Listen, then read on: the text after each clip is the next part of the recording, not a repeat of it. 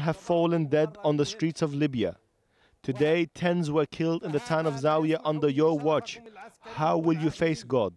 There is now a kind of an acceptable intervention by the UN in an attempt to impose a no-fly zone over the Libyan cities. We are confident in the power of our people, and this is the reason why I have urged the two generals to act. We have enough willpower, enough courage and people and resources to fight against this oppressive regime. But we want protection from the air because Gaddafi has mercenaries from Serbia and Ukraine, and they are using them against the people in Libya. Abdurrahman Shalqam is still the representative of Libya at the UN, and I also continue to hold my position alongside my colleagues. But our first demand is the imposition of a no-fly zone over Libya. That's our key demand. Ibrahim Jibril, a Libyan political activist, is with us. Let's talk about these international meetings that are taking place now. NATO is the largest fighting force in the world, and it's interested now in what's going on in Libya. How significant is that to you? Well, the international community is responding in a way that if a bystander is hit by a car, then people are gathered around to look whether the car was going at the speed limit and whether that was in the right direction, and if the driver was drunk or not drunk, while the person who is hit is bleeding on the side of the street, but nobody's paying attention to that. But you're discussing something that's structural. I mean, yes. Come on, how much more could they do in this period of time? To be fair to them, yes, I mean, look at them. The EU, Catherine Ashton, NATO's having a meeting with the UN. You've got condemnation from countries like France, who do big business with Libya. Surely you've got to give credit where credit is due. I'm trying. Today, the 25th of February, these incidents started on the 15th of February in Benghazi. So it's 10 days into it, and thousands of people into it. The fact that they are still contemplating and deliberating condemnation, to me, is not sufficient.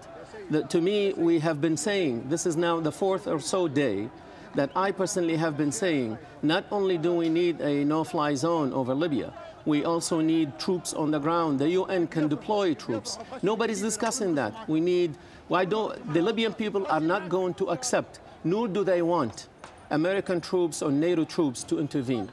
That would be the last thing they want. This is their fight. They're willing to fight it. They're willing to sacrifice for it. What might help is to have international troops under the auspices or under the umbrella of the United Nations. Peacekeepers. Peacekeepers. But there's no peace to keep. Well, there is a force there, so at least they can intervene, they can monitor, they can see, and they can give moral support, if nothing else, to the people on the ground, provided that there is a no-fly zone. What is happening is the world community, and the Arab community, by the way, and the Muslim community for that matter, I'm not excusing anybody. It is not, the victim is tired of condemnation letters because it does nothing. When we hear, for example, the UN chief saying that he is talking to Gaddafi and saying you should stop the violence. I mean, what is the expectation? Is he really expecting Gaddafi to say, oh, I'm sorry, I didn't mean to do that. Let me now go change and I'll tell people to stop killing innocent civilians? You know, what is the expectation on the part of the world community? That question needs to also be asked. They are dealing with a lunatic. They are dealing with a person who is totally irrational, who has already decided publicly that he is going to scorch the earth in Libya, that he is going to kill his own people. So how do you deal with that? Do you continue to deal with that person through saying, you need to exercise restraint, you need to stop the violence, and so on? You need to then change your own approach to accommodate the circumstances on the ground. The world community is not doing that. The world community has a canned, typical approach to any situation in the world, regardless of the specific circumstances of that situation. They gather, they deliberate, they issue condemnation letters. And at best, maybe later on, they will impose sanctions. Sanctions, by the way, that never work, and Libya does not need sanctions. Let me just be ahead of the game on that one. We don't want sanctions on Libya. Okay, passionately put. Ibrahim Jibril, we will no doubt hear more from you later on during our coverage. Meanwhile, tribal leaders in eastern Libya have been meeting to denounce the government in Tripoli. Among them were a number of military commanders who've refused Gaddafi's orders to open fire on protesters. We're not naming our reporter for safety reasons. A prayer for those who died in the name of freedom. These are tribal leaders and representatives of eastern Libya, meeting to denounce the government of Tripoli and trying to forge their way ahead. Presiding was former Justice Mustafa Abdel-Galil, who resigned soon after the revolt began. We want one country. There is no Islamic Emirate or Al-Qaeda anywhere. Our only aim is to liberate Libya from this regime and for the people to choose the government they want.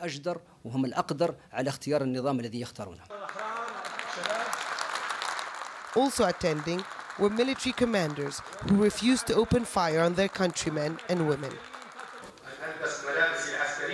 I am proud to wear my military uniform, and I'm really sorry for all what happened. But I'm here to tell you that we are here to protect the youth, the people, and to fulfill any of your demands. The blood of the martyrs will not be in vain. The fighting may have stopped in the east, but life is at a standstill. Military barracks are destroyed, and security is left in the hand of civilians. The classrooms of one school have been turned into a detention center by anti-Gaddafi forces, soldiers and civilians who were flown in and given orders to open fire on protesters. Among them, several nationals from Chad. They told us there was a free flight to Tripoli. Instead, we landed here. Then they said that we should join the protest to support Gaddafi, but we found ourselves in the middle of fighting. Despite Gaddafi's hold on power, Libyans here in the east of the country refuse his rule. There is no way back, they say. The people of the east will never fall under the rule of Tripoli as long as Gaddafi remains the leader of the country. China has sent a Navy ship to protect its citizens who are being evacuated from Libya. Beijing says a missile frigate has been diverted from anti-piracy duties in the Gulf of Aden to protect ships carrying Chinese evacuees. And 2 planes sent by the Chinese government have touched down safely in Beijing. They were carrying more than 250 Chinese nationals. More than 30,000 Chinese workers were believed to be in Libya when fighting broke out. Some 12,000 have since been evacuated. And relief in Athens airport, where Greek nationals have been safely airlifted home from Tripoli. Most described scenes of chaos in the Libyan capital. One evacuee said he witnessed what he called 4 cold-blooded executions in the street. Meanwhile, a group of UN workers evacuated from Tripoli has arrived in a military airport outside Rome. The evacuees included Italians and other European Union citizens. They were flown back on 2 Italian military transport planes mobilized by the country's Foreign Ministry Emergency Unit. Well, some of those fleeing Libya have also brought with them amateur footage of the violence. In this, said to be filmed on Monday in Benghazi, heavy gunfire can be heard as protesters take shelter on both sides of the street.